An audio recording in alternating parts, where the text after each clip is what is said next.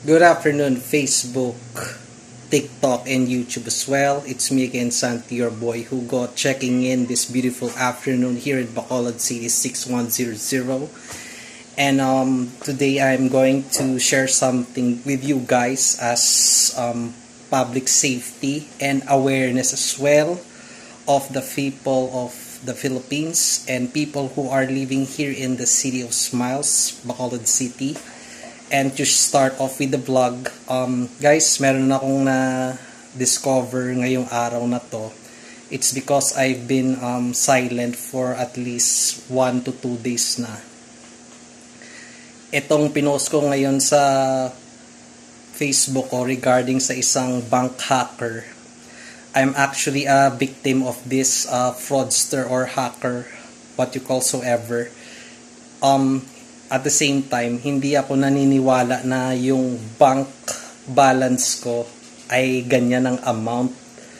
And at the same time, hindi naman ako magastos or bumibili masyadong ng mga items na mahal. At yung bank balance ko, ganun pa rin at hindi umaangat. Technically speaking, regular depositor po ako ng bank account ko within this year of 2024 regularly na every end of the month or before end of the month meron po akong deposit talaga regularly. Hindi gaano kalaki, basta may deposit lang. And at the same time, ang na-discover ko ngayong araw na to, dahil ako mismo nag-conduct ng sarili kong investigation, it's because I'm sure some of you guys know me that I'm working in a finance BPO industry. But currently I'm out of the office right now for some whatever reasons. Itong fraudster na to, sobrang talino at galing na talaga. Naakala niya hindi ko siya mahuhuli. Can you imagine guys, itong bank hacker na to or fraudster, kaya niya i-access ang bank kung saan ako may bank account mismo, na kaya niya i-manipulate na ganito yung bank statement ko na hindi umaangat. Tapos magkaiba ang mga specific transaction at mga time interval. And at the same time guys, just to tell you as well, na nawawalan ako ng pera.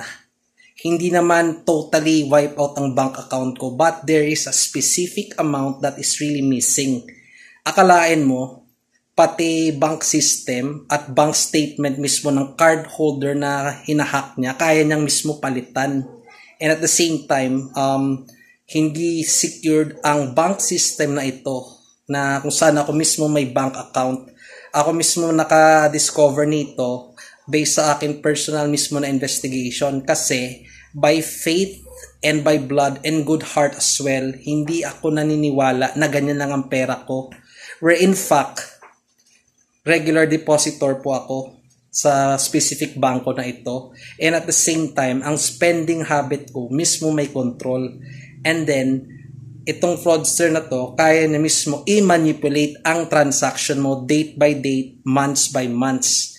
Hindi ako naniniwala na ganyan lang ang bank balance ko for the previous 3 months up to this month of December. Kaya mag-ingat po kayo ngayong December sa mga bank account nyo or credit card, dahil Christmas ngayon, marami pong mag-a-attack ng mga bank account ng mga fraudster hacker. Can you imagine guys, ngayon ko lang ito na-discover mismo. Sarili ko mismong bank statement, minamipulate niya, where in fact, by faith and by good heart, hindi ako naniniwala na ganyan ang laman ng bank account ko or present balance as well. There is an amount that is really missing. Hindi biro po yung nawawalang balance sa account ko po. It is hard-earned money. Hindi ko yan pinipilit. Hindi ko yan pinupulot kung saan-saan. Blood, sweat, and tears yan po. At puyat, pagod at lungkot bago ako kumita ng ganyan na pera. Can you imagine? Sobrang talino niya. Na-hack na yung bank account ko, bank statement ko, ginawa niyang malinis.